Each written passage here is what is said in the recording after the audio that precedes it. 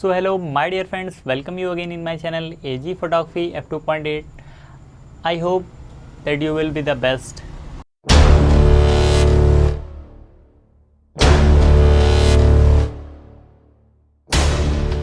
So that today's topic is most important. As I have heard from many photographers, the most important concern of each and every beginner photographer is that which lens would be the best for them. First one is they have choices like 50mm 1.8, or they should choose 85mm 1.4 or 50mm 1.4 or 85mm 1.8. So why do we need to make fuss about it? In this video I will be clarifying this problem and solve your confusion about it. So friend, the most important thing is that what is a lens, right? And what is most important inside a lens. So the most important thing inside a lens is that the aperture and the focal length. So first of all, my those friend who wants to know that which lens will be the best for them in every situation, so that is gonna be the kit lens, right? Because in the kit lens there are variable focal lengths such as 24-105, 24-120, 18-105, 18-135, 24-70. So because of these variable focal lenses, you are able to take wide shot, mid-range shot, as well as the telephoto shots, right? But the one drawback in these lenses which have variable focal lengths, that is their aperture value. Their aperture number is very high, like f3.5, f5.6, f4. These are not much sharper as we get the clarity in our prime lenses. It means that we will not be able to enjoy that focal lenses such as 1.4, 1.2, 1.8 or 2.8, right? That is the main drawback of the variable focal lenses. But if you wanna such kind of prime lens which is gonna to solve all your problems, or which will perform for you as all-rounder, so friends, you are wrong.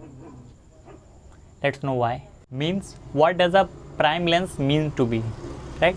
A prime lens mean to be that has different focal lenses. So now the most important thing is that you need different focal lenses, but it's not possible with an individual lens, right? It's time that you need different focal lenses such as 24mm, 35mm, 50mm, 85mm, 105mm or 200mm. But you are saying that you don't wanna change lenses and you want to these outputs with an individual lens, so it's not possible. So for example, let's we take a 40mm lens and our all-time favorite 50mm lens, right? So you will be thinking that both lenses have same focal length, almost equal focal length, like 40mm and the 50mm. There won't be any major difference. So guys, you are wrong. There is a major difference, that is our 40mm lens can focus from very little distance because it's a macro lens, right? And in the case of 50mm, it cannot focus as much as our 40mm can, such as the 40mm is a macro lens, right? So it can focus our object or our subject from very minimum focal length, right? Such as here is our object and here is our 40mm lens, then it can focus from here also. But in the case of 50mm, it cannot focus from here. It has need some focal length which will indulge in it, right? So that's the major difference, because 40mm is our macro lens. It's made for the product photography or the jewelry photography, where it to focus those things from very nearby distances. So mind it friends, that no any other lens can replace other lens values. If you have a fuss that which lens I should buy, 50mm, 85mm or 100mm, such as many people used to say that if they had purchased 100mm lens, then they can works like an 85mm lens. So yes guys, I completely agree that you can take work from 100 mm as an 85 mm, but in the case of result you will get the difference, right? Because 85 mm is the best portrait lens as considered, right? So you cannot achieve that much clarity or that much individual bokeh in 100 mm lens. So friend, if it could works like this, that one lens could replace the another lens, then why the manufacturing companies have manufactured variable focal lenses? If it could happen, right, then it means that there is a difference between variable focal lenses, and one lens cannot replace any other lenses. So for an example, let's take the 50 mm lens and 85 mm. 85 mm lens is used by the most of the portrait photographer or fashion photographers, right? If you only do shoot portraits, right, then it will be the useful for you.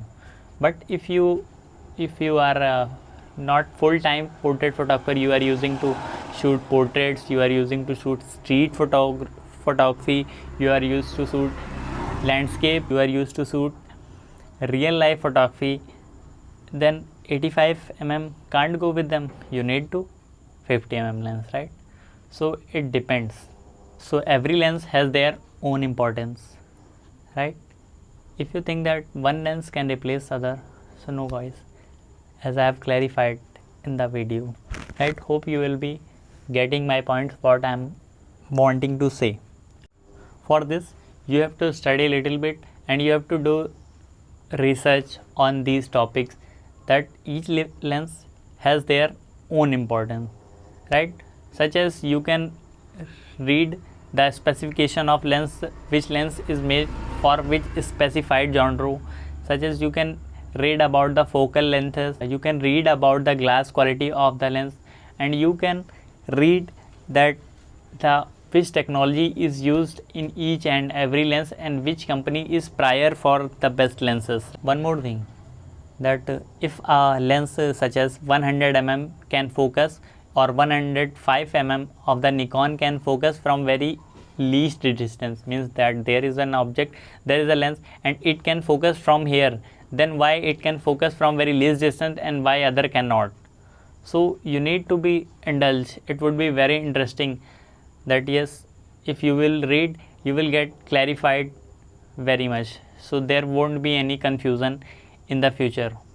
So I hope that this video clarified your confusion about the which lenses you should purchase and for which use you used to use such kind of lenses, right?